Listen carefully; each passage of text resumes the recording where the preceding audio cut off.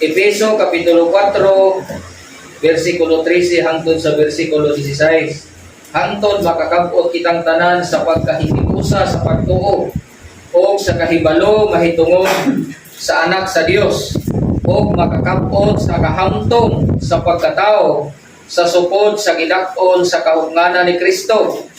Aron kita dili na magpabilin nga mga bata pa nga igatuya-tuya o igaliyok-liyok sa tanang hangin sa tuluuhan, pinaagi sa lipat-lipat sa mga tao nga batid sa pagpangmugnag kasaypanan.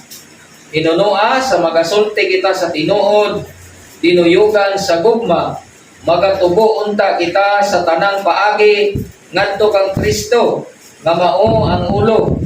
Gikan kaniya ang tibuok lawas ingon nga natakdo o nasumpay pinaagi sa matag usa ka lutahan nga gikapadapat diha ni anak. Sumala sa paglihok sa tagsa kabahin, magadawad sa iyang tinubuan sa lawas aron sa pagtugon niini diha sa gugma. Diba karo kayo mga igsoon nga nag-ingon nga dili kita magpabilin nga bata pa. So kung atong makita ng bata, ang usa ka bata, dali ra gid na siyang matumba. Diba? Unya dali ra mo na siyang ilaron. Diba? Oh, diba tinuod nga ang bata kanang mailad ra nimo ba?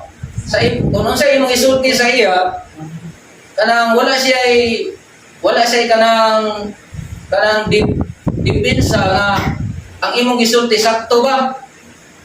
Ingon ana ang bata, kung sa isulti nimo sa iya, accepted na sa iya, tuuhan na niya. Kanang bata. Oh. Pwede nimo siyang sultian sa tinuod, pwede nimo siyang sultian sa insakto. Kay wala ikuha ng bata na, dili na siya makaingon nga, kana imong isulti, di na tinuod. Kana imong isulti, tinuod na.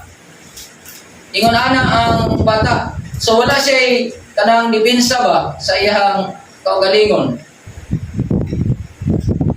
Nga, ang bata, pwede, ana-ana rin mo na siya. Ingon ana ang bata. So kung ang usa ka tawo muhamtong na siya, muuswag ang iyang kahibalo. Kana, pag naay mo raise diha nga mga pulong o naisulti sa iya, dili na siya basta-basta nga iya sa nang tulo timbangon kung ang iyang gisulti, isakto ba? Nakuha ninyo mga igsoon? Amen. Hallelujah. Ingon ana, muna gusto sa Ginoo nga moabot ta diha nga dili lang kay naay gasulti diha nga pulong lagi sa Ginoo para atong giwali ako na para atong Bible study nato atong Martes o Miyerkules nga sa atong panahon karon nagagasulti dalan unya Ginoo ang gigamit, di ba?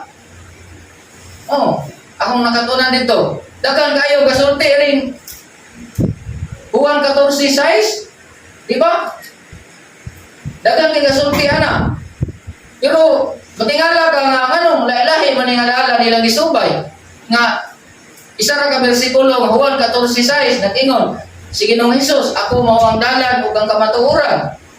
Walay makaadto sa amahan kung dili pinaagi kanako. Makita nimo sa social media, sa kadalanan, gasulti ana nga pulong. Kung matingala ka, anong lahi-lahi man sila? Nga isa ra man kahigalan. Nga sundon, nga mao nga itong Ginoong Hesus. So, kung saan nato pag-ila na? Maila na to kana, nga kana nga dalan, mao kana ang dalan nga gusto nga ipasubay sa Ginoo kung maabot nimo na yung pagkahamtong. Pero kung ang usa ka bata, dili makabalo ana. Kay ang bata, pwede kang mingon na, o sige, agi diha. Walay, ang bata ba, wala siya ka ng kahibalo nga, dili ko mo agi diha kay danger na. Pero kung hamtong ka, makaingon kayo nga, makabalo ka gyud nga kanang iyang ipasubay sa imo, dili na sakto. Kay kahibalo ka unsay dalan nga sakto. Kay niabot ka naman sa pagka-mature diha sa pagtuo. Di ba?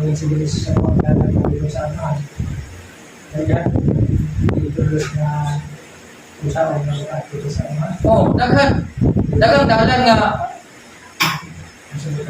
Oh, unsa kang dalana. So dili nimo na mahibaluan kung sa usa ka bata, dili na mahibaluan niya. Pero kung nihamtong ka na sa pagtuo, makabalo ka. Di ba? Oh, ang kahibalo. Oh. Nakuha ninyo ang punto mga igsoon? Ang kahibalo. Inusinter gyapon. Oh.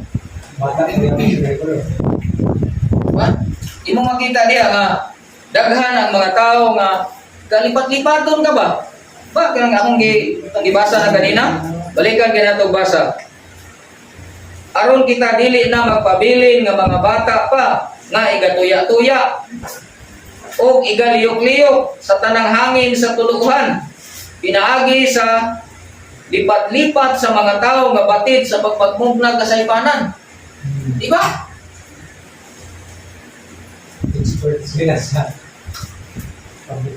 Oh, naay mga tao nga lipat-lipaton ka. Oh, may musulti. Maminaw ka dito, may din sila mo musulti. Nga kani mo idalan. Dito bukas-bikas maminaw. Magyapon sila musulti nga magyapon tong adalan. Pero kaya gisulti o kaya gisulti sa bikas, lahi-lahi man.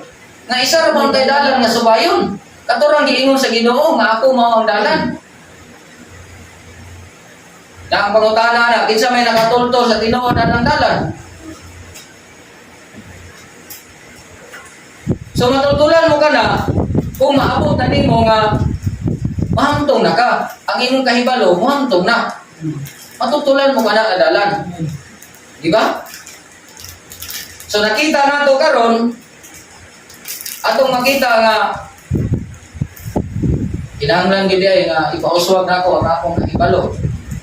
So sa unsa nga paagi nga mapauswag nimo imong kahibalo. Ingon diha nga ang matag usa muliho. Di ba? Nag-ingon na gikuan diha nga ang matag usa muliho. Muuswag ka imong kahibalo kung wa kay buhaton. Magtangaay ka ra. Kanang mga estudyante nato. Kung dili ka na sila magtuon, magsigir na silang cellphone, magsigir na silang suroy-suroy. Pag abot sa exam na, makabalo ka na sila? Hindi. So, ang usa nga atong buhaton, kinahanglan nga muliho ka. O, muliho ka. Kung gusto ka nga mauswag ang imong kahibalo, kay mao ka na usa ka paagi nga muhamtong ka, ang atong buhaton, muliho ka. Amen. O, muliho. Diba? Kung ang atong leader, na may leader nga gibutang din sa Ginoo, diba? Dahil apostles, prophet, evangelist, pastor, o teachers, gibutang ka na sa Ginoo. Kung moingon sila nga, magkugi kita nga magtuon sa pulong sa Ginoo, na magkugi kita nga magtuon sa pulong sa Ginoo. Kung moingon sila nga, magmainambuhon kita, na magmainambuhon kita. Kaya mo manigibutang sa Ginoo nga, mo'y magminto na to. Kining lima. Ibutang man ni sa Ginoo. Di ba? So kung di ka muliho ka na magpabilin ka gyud nga magpabilin gyud ta nga bata sa atong pagtuo kay di man ta galiho. Tanawa gid ang mga tao nga galiho, ihamtong sila. So nakita nila ilang tinubuan. Ako sa una, inana na gid ang akong pagtuo. Di ba? Akong nahibaluan nga bersikulo. Juan 10:30 ra gyud. Sa diha nga nagkugi ko nga nagtuon, nahimo nimong testimony na. Sa diha nga nagkugi ko nga nagtuon, nadugangan ang akong bersikulo, nadugangan ang akong kahibalo. Ug wa na ko magpabilin dito sa Juan 10:30. Niabot na ko sa John 3:16, niabot na ko sa daghan nga mga bersikulo nga akong gi-research. So di uswag ang imong kahibalo. Kunya, makita nimo ang imong tinubuan, ang akong inampuan sa una, tagsara ka minuto. Kakapuyo na ako, so karon nakita na ako ang akong inampuan karon. Medyo taas-taas na ko ampo. Daghan ako gipangampo. Dili lang kay nagampo ko sa akong personal, kundi iampo na ako akong mga igsoon, iampo na ako akong mga paryente, iampo na ako ang church, iampo na ako akong nason. Daghan na kag na nahimo diha sa pagampo.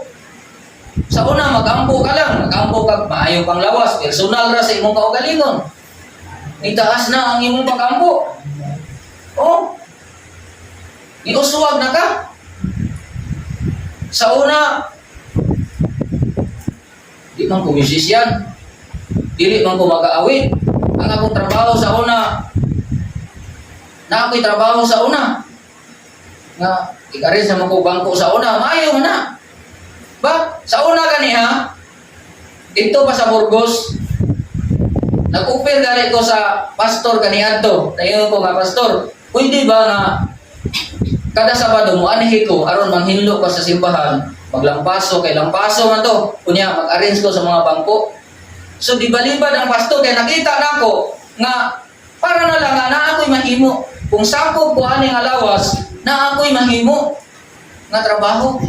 Kay usa ka na kapaagi nga muuswag ko. Ba? Daliho ba? Pag daliho ka, muuswag ka yun. Oh. Uswag ka yun.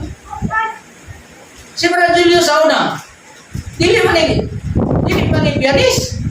Pero kabalo ni siya mong gitar. Nag-ilam yan dito sa akong gitrabahoan, gikauban pianist trabaho.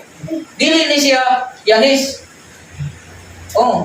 Pero kabalo ni siya mong gitar. Niya naani siya talent nga makabalo sa tingog sa J, tingog sa D, tingog sa E. Na siya.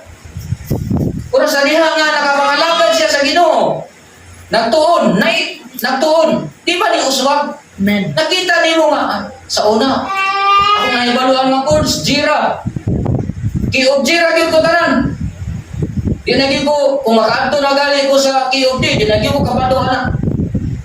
Maglisod naging ko ana. Labi na kanang mga minor nga mga chords, maglisod na ko ana. Kung maglisod ka, kung di ka magkugi magtuon. Pero katong mga tao nga magkugi, nga magtuon, hala, practice yun. Muna giingon ni Apostol Pablo nga, work out your own salvation. I-work out ni mo ba? So kung ka-work out ka, mga igsoon, uswag ka. Di ba? Uswag ka. Dili ka magpabilin nga, kiobjira ang imong naibaluan. Kung dili, ni uswag ka na. Gikan sa Kiob J, nibalihin ka na sa Kiob A. Oh. Diba? Ibalihin ka na sa Kiob A. Hantod nga, tanan nga mga chords sa A, B, C, D, E, F, G, nga mga chord, kabalo ka na kung sino nga kauban anak ng mga chords. Bisan asa mo balin-balin o kanta, kabalo ka na. Nga naman? Anong kahibalo ka naman? Karon. Nagtuon ka. So nakita nimo ang imong pag-uswag. Nakita nimo ang imong pagtubo. Kay galiho ka man. Pero tanawa gali ng tao nga dili galiho. Kung iuswag pa na. Wala. Hangtod gikan sa una hangtod karon kay objira gyud imong nahibaluan. Kay kung makabalahin sa lahi nga course di ko kabaluan ang course. Dili na kita sa object. Kay mora akong nahibaluan. Hallelujah. Mao na sa atong pagtuo. Diba? Sa una, grabe nimo. Kung mainampuon ka, karon giubanan na nimo, mainampuon na niya, giubanan pa nimo pagpuasa. Oh. Inon tanang tao di makahimo ana. Pero depende na sa imong kahimtang. Pero gikan sa pagkamahinang buon, nagahin ka ng panahon nga kini nga panahon gamiton ko ni sa pagampo o pagpuasa para sa Ginoo. Oh. Sa una ang imong pagtuon sa pulong sa Ginoo. Taas na kayo ng 30 minutos. Karon, grabe, ang imong pagbasa, sus, sa una lang. Gabasa ko sa pulong sa Ginoo, buntag, udto, gabi. Nakita na ako ang akong paguswag. Ako kahibalo, nakita, grabe yun ako kahibalo niya. Ang akong kasing-kasing, grabe ka puno sa pulong sa Ginoo niya. Galisod ko pugong, di ko kapugong, makasultig yun ko. Diba? Puno kayo imong kasing-kasing sa pulong sa Ginoo. Tungod sa kahibalo nga naa sa imo, masultig na nimo. Hallelujah. Ba? Nindot biya kayo makita nato atong tinubuan. Diba? Isa pa'y naghipos karon sa mga tinubuan sa inyong mga sinina. Ikan sa inyong kani akong asawa, grabe mo himpos ginig mga tinubuan. Kanang ipang suot ni Chay, kang apigil na. Makita kaya po na ako siya apigil sa una kung unsa siya kagamay. Diba? Kahipuson ka na niya, labi na itong mga balbabulgin kayo ng mga utang. Diba? Makita ni mo nga, uy, mo na ako gisuot sa una ko. Oh, di malipay ka. Sa una, inanapya ko. Pero karon, yun na, kaya dinuswag naman ko, nitupo naman ko. Diba mga igsoon? Importante nga, para mo uswag kita, muliho kita.